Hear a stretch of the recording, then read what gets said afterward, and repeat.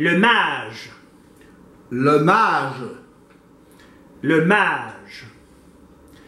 Le mage formule son fond lit de vin au rebord d'un lapin. L'ambiance est à la fête et une chouette sur sa tête dans des teintes de blême bleu ulule à qui mieux la vertu de nos ivresses. Et une si douce démonesse sent des larmes de sang lui dégouliner sur les flancs. Cela transcende tout son être, tout le reste s'enchevêtre en un moment tragique. Une addition bernique reste sans solution, des Simons. Le mage, avec des yeux tendres, lève une main et demande la trêve des transitions. Et l'univers pervers lui répond « Oh non !» Alors Claude Bolduc, une autre de vos toiles inspirée du tarot. Alors, je pense qu'on va attaquer la chose avec la dynamique de numérologie. C'est-à-dire qu'on a ici un lapin flanqué de l'addition 5 plus 5, qui a d'ailleurs reçu son impact dans le pictopoème. Qu'est-ce qui se passe? C'est vrai que c'est sympa d'en parler parce que c'est une symbolique qui m'est très personnelle. On est dans l'univers du tarot. Le mage, le titre de la peinture, en fait, il fait référence au battleur, qui est la carte numéro 1 du tarot. Dans cette toile, la numérologie en question fait... bon, je dois déjà dire que je me suis identifié au mage. Alors, je prends ma propre histoire pour la numérologie qu'on retrouve dans le tableau. Je me permets de mettre mes lunettes parce que je vais voir mieux. Donc ici, on a le lapin. Eh bien, dans l'histoire d'amour que j'ai eue avec mon épouse, au début de notre histoire, le lapin a pris une importance énorme parce qu'on a fait sortir un lapin du chapeau un certain 5 septembre 2008. Alors, le numéro 5 est devenu le chiffre qu'on choisissait comme représenter le lapin. Puis, vu que ça fait référence à moi-même, le 5 plus 5, que si on l'additionne, ça donne 10, c'est-à-dire 1 pour le mage, qui est la carte numéro 1, mais c'est aussi l'année de ma naissance, parce que je suis né en 55.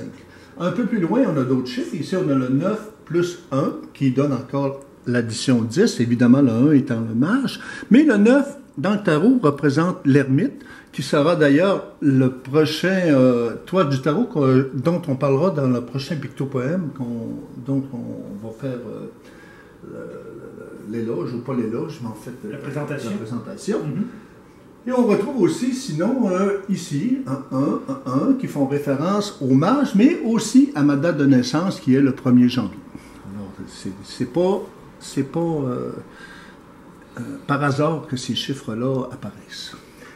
Alors, importants sont tous les dispositifs animaliers. Puisqu'outre le lapin, on retrouve des orignaux, un animal ici dont vous nous parlerez, un ours, hein?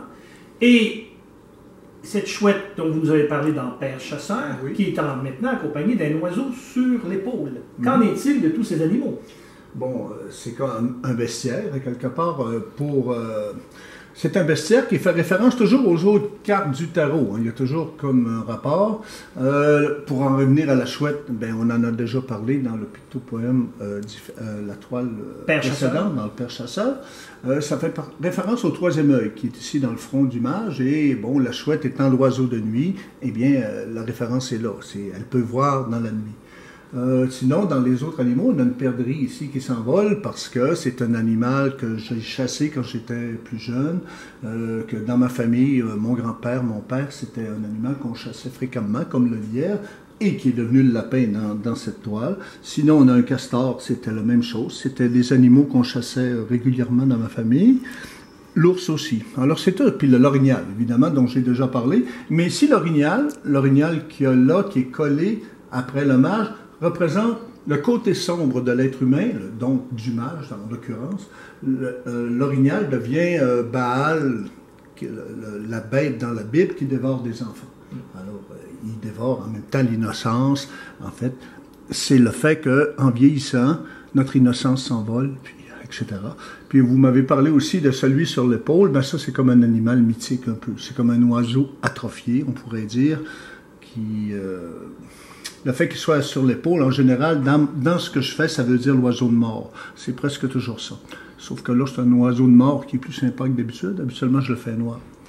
Nous avons donc le mage. Oui. Nous avons celle que j'ai appelée dans le pittopoème la démonesse. Oui. Est-ce que ce sont des portraits?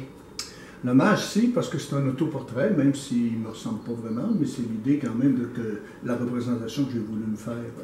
Ma femme m'a dit qu'il me ressemblait au moins pour les sourcils. Au moins, il y a les sourcils qui sont ressemblants.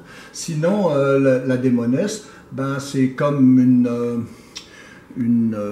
une façon de représenter mon épouse au moment où on vivait des moments très intenses, puis les larmes étaient de sang. C'était des moments très difficiles, des moments de souffrance intense. Alors c'est pourquoi il y a du sang qui coule de ses yeux, puis d'autres endroits. C'est magnifique, il faut bien le dire, il faut bien l'avouer. C'est magnifique, Claude Bolduc. Merci.